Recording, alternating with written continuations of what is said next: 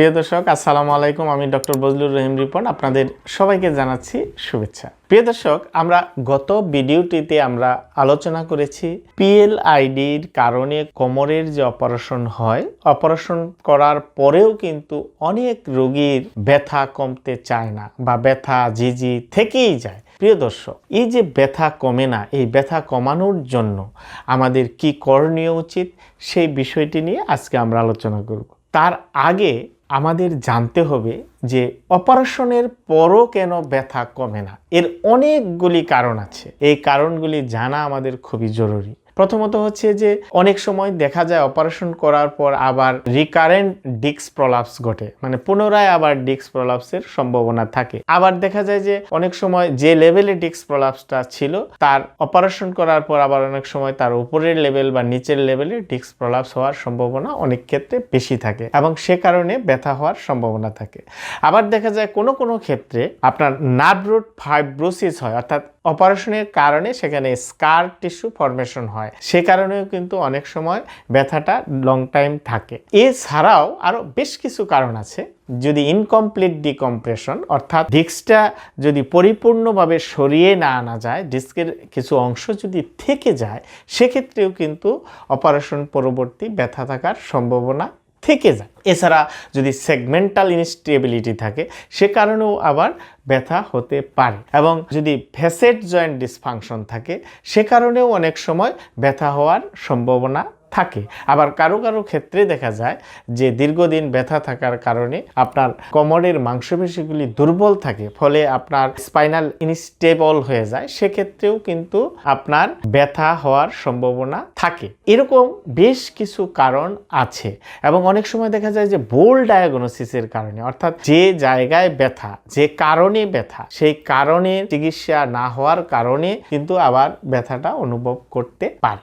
তো সুতরাং আমরা যখন অপারেশন পরবর্তী ব্যথার চিকিৎসা দিতে যাই, তখন কিন্তু আমাদের এই সমস্ত কারণগুলা অ্যাসেসমেন্ট করে বের করতে হবে। যদি আমরা এক্সাক্ট কারণ বের করতে পারি, তাহলে কিন্তু ম্যানেজমেন্টটা সহজ হয়ে যায়। তো অপারেশন পরবর্তী যে ব্যথা, সেই ব্যথা ম্যানেজমেন্টের জন্য আমরা সঠিক কারণ নির্ণয় করব, এক নাম্বার। দ্বিতীয়ত হচ্ছে যে এখানে কনজারভেটিভ ম্যানেজমেন্টেই কিন্তু অনেক সময় এই ধরনের ব্যথা কমানো সম্ভব। এখন কি ধরনের কনজারভেটিভ ম্যানেজমেন্ট আমরা নিব? প্রথমত হচ্ছে যে পেশেন্ট এডুকেশন খুবই জরুরি, কারণ যখন অপারেশন করার পর আবার ব্যথা চলে আসে, তখন রোগীরা অনেক ভয় পেয়ে যায়। তার ভীতিটাকে দূর করতে হবে এবং আরেকটা জিনিস বোঝাতে হবে যে ব্যথা থাকলেই মারাত্মক ক্ষতি হবে, ব্যাপারটা এরকম নয়। এরকম রোগীকে এনশিওরিটি করতে হবে এবং রোগী কিভাবে তার পোশাক, শরীরের ভঙ্গিমা বজায় রাখবে, কিভাবে তার কাজকর্ম করবে, কিভাবে চলাফেরা করবে, এই বিষয়ে তাকে এডুকেশন দিতে হবে। দ্বিতীয়ত হচ্ছে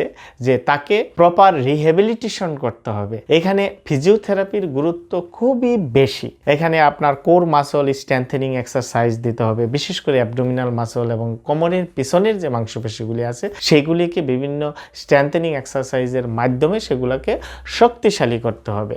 তৃতীয়ত হচ্ছে যে ম্যাকেনজি এক্সারসাইজ এই ধরনের ক্ষেত্রে খুব ইফেক্টিভভাবে কাজ করে, বিশেষ করে ডিরেকশনাল প্রিফারেন্স এক্সারসাইজটা খুবই কার্যকরী।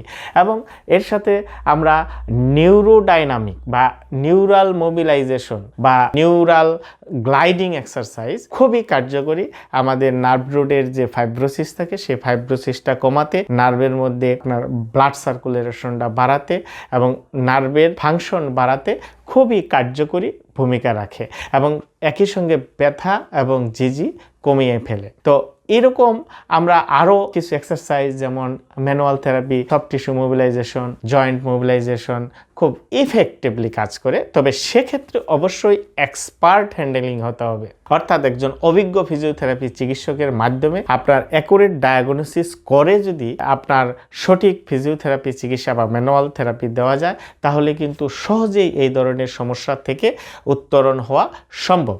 এবং পাশাপাশি তার অ্যাক্টিভিটি লেভেলটা বাড়াতে হবে, ফাংশনাল ট্রেনিং দিতে হবে এবং একটা পর্যায়ে যে আপনার যখন রোগীর ব্যথা অনেক দিন হয়ে যায় বা অপারেশনের পরও ব্যথা না কমে, তখন কিন্তু রোগীরা সাইকোলজিক্যালি ডিপ্রেশনে ভোগেন, অ্যাংজাইটিতে ভোগেন এবং সেই ক্ষেত্রে তার সাইকোলজিক্যাল অ্যাসেসমেন্ট করে তাকে আমরা কগনিটিভ বিহেভিয়ারাল থেরাপির মাধ্যমে তার সাইকোলজিক্যাল সাপোর্টটা আমরা দিতে পারি।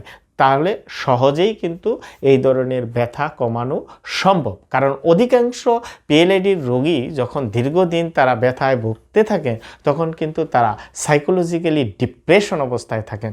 সুতরাং এই ধরনের পেশেন্টের ক্ষেত্রে সাইকোলজিক্যাল সাপোর্ট দেওয়া, কগনিটিভ বিহেভিয়ারাল থেরাপি খুবই কার্যকরী ভূমিকা রাখে তার ব্যথা নিরাময়ের ক্ষেত্রে। তো তারপরেও যদি কারো অনেক কিছু ক্ষেত্রে যেটি ঘটে যে কনজারভেটিভ ট্রিটমেন্টে যদি রেসপন্স না করে তাহলে সেক্ষেত্রে ইন্টারভেনশন বা পুনরায় সার্জারির দিকে যাওয়া লাগতে পারে। তবে সাধারণত কনজারভেটিভ ট্রিটমেন্ট যদি সঠিকভাবে নেওয়া যায় তাহলে কিন্তু পিএলআইডির অপারেশন পরবর্তী যে ব্যথা সেই ব্যথা নিরাময়ের ক্ষেত্রে এবং পেশেন্টকে অ্যাক্টিভ করার ক্ষেত্রে, তাকে ফাংশনিং করার ক্ষেত্রে, তাকে পূর্ণাঙ্গ রিহ্যাবিলিটেশন যদি করা যায় তাহলে কিন্তু অপারেশন ছাড়াই সে অনেক সুস্থ এবং ভালো থাকতে পারে। সুতরাং প্রিয় দর্শক, আপনারা যারা অপারেশন করেছেন, অপারেশন করার পরও ব্যথায় ভুগছেন, পায়ের ঝিঝি অবশ কমতেছে না, আপনি অবশ্যই একজন বিশেষজ্ঞ এক্সপার্ট ফিজিওথেরাপি চিকিৎসকের পরামর্শ নিতে পারেন এবং তার পরামর্শ নিয়ে যদি আপনি প্রপার রিহ্যাবিলিটেশনটা নিতে পারেন, আশা রাখি আপনার অপারেশন পরবর্তী যে ব্যথা হয় সে ব্যথা আপনার দ্রুত কমে যাবে। ধন্যবাদ সবাইকে। আসসালামু আলাইকুম।